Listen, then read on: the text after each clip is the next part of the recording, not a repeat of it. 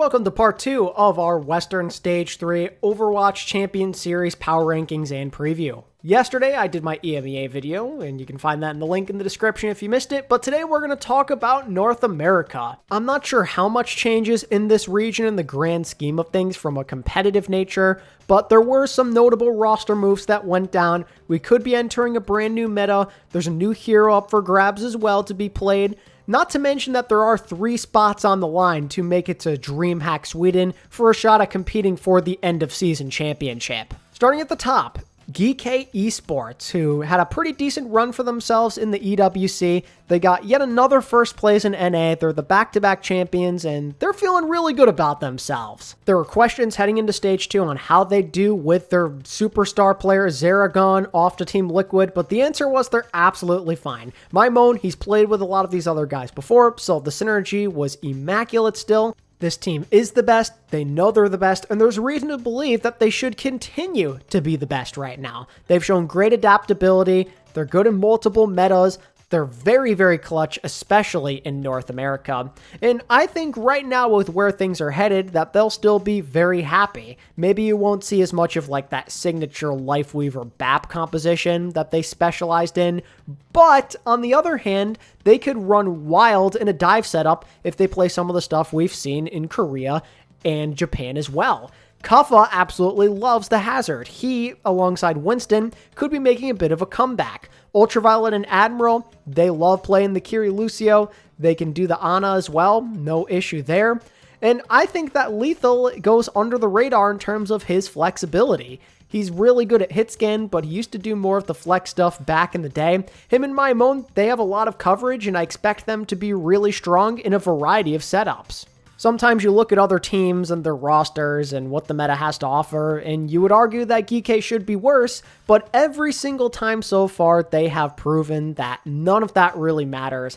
They control this region. They've been dominant for so long together beyond OWCS, and I'm just expecting more of the same at this point. They've become a staple of North America, not always dominating, but clearly always being out up front, and I think until someone beats them, you've still got to rate them very highly and consider them a strong potential candidate to be the top team from the region again. Will any of their rivals have anything to say about it, though? Well, Team Liquid definitely might. They had a resurgence in Stage 2. They were coming off a very disappointing start to the year. We were worried that this partner team might end up being a flop, but they were able to calm down, stabilize, and look impressive throughout most of Stage 2, including the EWC, where they had a very respectable performance, even damn near beating Crazy Raccoon. This team has come a long way, and it feels like they finally have everything figured out now that they have Zara as the full-time flex DPS. Some of the players on this team desperately needed a break and a chance to recuperate mentally, and now that they have it, I have a strong inkling they're going to be really good, maybe the best we've ever seen them, potentially in top form here in Stage 3. Again, a lot of speculation, but if the meta is anything like what we've seen in other places so far, this could be Liquid's best opportunity yet to finally be the top dog of the region. I think Tree goes under the radar with his flexibility. He can go onto the Tracer and the Sombra. And Zara, we know what he can do on multiple heroes as well, so they might run rampant and go crazy with the pace of play. Infected, he's got a relatively deep hero pool, and in a Winston setup, you know he's happy. And RuPaul and Vega, they're just one of the most consistent backlines you could possibly ask for in this region. They're the vets and the leaders of this team, and if everybody's doing what they're supposed to, then they're going to play really well. I'm just looking to see Liquid take that final step now where they don't get left behind early in a series. It's all on Liquid though. It's all on them to make sure that this happens. They've got to apply the lessons from Stage 2, improve on those things in Stage 3, show that the synergy's in the right place and that the mental rest they got in the in-between is enough to carry them to the top. I love this Liquid team, and I'm just hoping they can take that final step now. I am so interested to see if they can finally make it happen. Speaking of partner teams, SSG, man, they are a completely different looking team. They might be the most interesting of all to look out for. They were very, very disappointing in Stage 2, not even making it to the EWC. So in an attempt to get back on the right track, they overhauled the team, getting rid of 3/5 of it. They have Hawk on tank now, Lep is the new main support, and Chronic is the hit scan. I discussed it in my Roster Mania video, so I'll try and keep it short and sweet here, but I like the idea of making these changes. I don't know if it's going to matter in the end. It may have came too little too late, but I like that they're not just sitting around and waiting. They knew that the whole Korean import situation wasn't working out, so they ditched it. They brought in Hawk, who's motivated to grind the game again. We've seen him be successful many times in his career.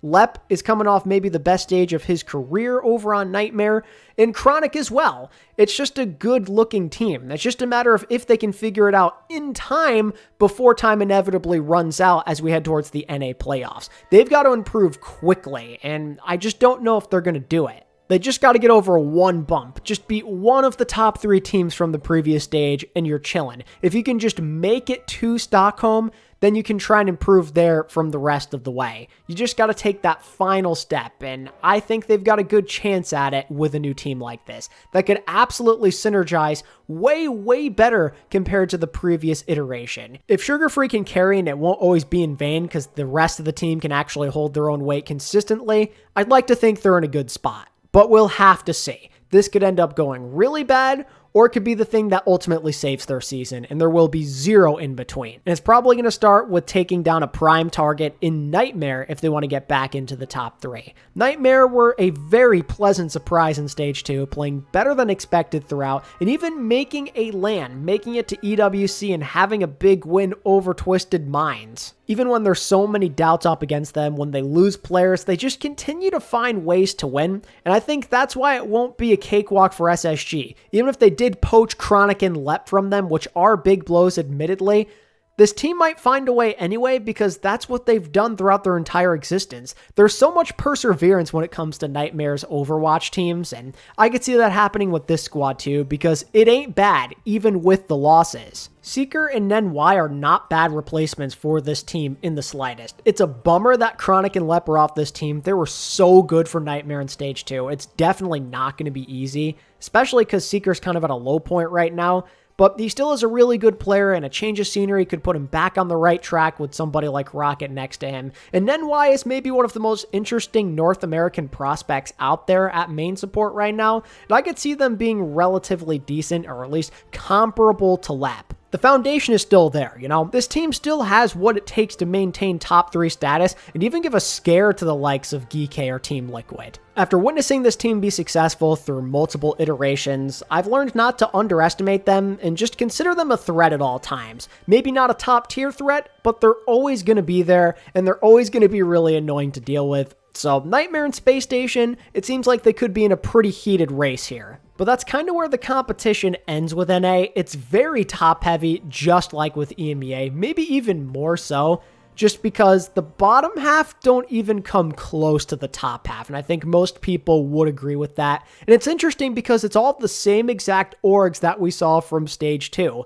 Nobody lost in promotion relegation. It's Sakura, Extinction, Supernova, and Dilducks. Our boys are back. The GOATs, the greatest team ever, Dilducks, have returned for another stage. But yeah, in all seriousness, none of them really have what it takes, you know? I mean, maybe one of them could provide a scare, like we saw Sakura take maps here and there, and Extinction took Nightmare to a map 5 that one time, but I don't know if any of them are really capable of pulling off an upset. Sakura, for example, they're mostly the same squad, but I mean, they picked up Zamba and PDK, who I thought was actually relatively good on Dilducks, but they did lose out on Clear, who I thought was a big part of that team. Now they just have Zeb as the solo tank, who's mostly always been known for Orisa, and Orisa exclusively, so I don't really know if I can rate Sakura all that highly. Maybe they could be the number 5 team again, but I also think there's a lot of room for them to be much, much worse this stage. Honestly, the team that I'm probably banking on to be the 5th place team is actually Extinction. They look quite a bit different compared to their Stage 2 iteration, but I think in a good way. I do not believe that the full roster was confirmed on social media, and it's not on Liquipedia either, but upon investigating their Face It League team,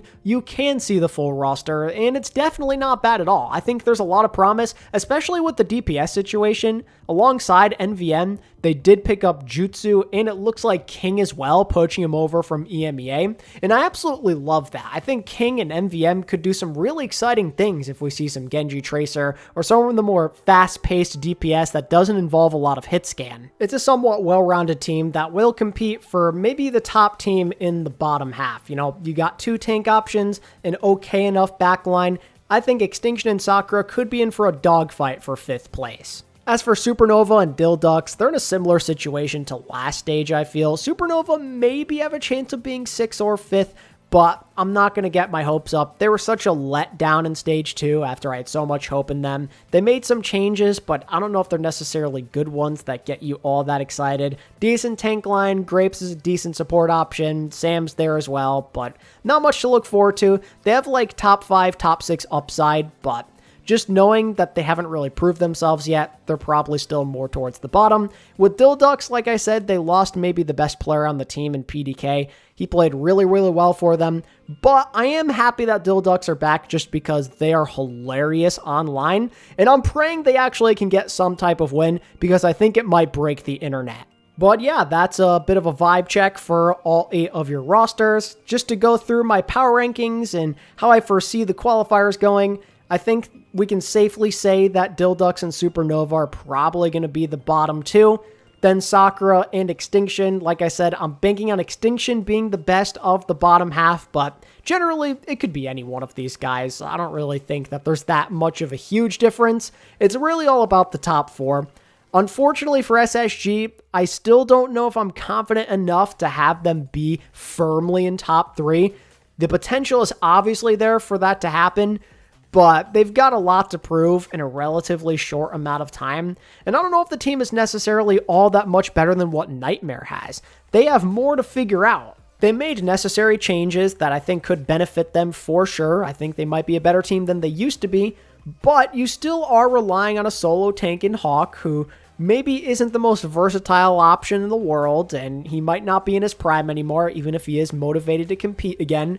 And on top of it all, you only have about a month and a half to 2 months to figure this all out. That's not all that much time. Luckily, the meta won't be anything near what it was before, so these other teams will be learning too. But I just don't know. It's tough when you have a new tank. It's tough when you have new players and a new coach as well. The only good thing is, I think on paper, this team has all the talent in the world to arguably be the best in the region. This does feel like a sick roster on the surface. Sugar Free and Chronic could blow away the competition. I mean, genuinely, destroy the rest of the competition on DPS. That is an insane duo. The synergy is also going to be a lot better once they get a good read on things, because you have Hawk there who's going to be a much better communicator and leader compared to what you have with Kellen. There's reason to feel very optimistic about the changes that SSG made and that they could end up being top 3 and that they figure it out in time for playoffs, but I'm just not convinced at this moment in time. It's between them and Nightmare for who finishes 3rd in the standings, in my opinion. And right now I slightly lean towards Nightmare just because they are so proven when it comes to adapting to change. I think that is such a huge advantage they have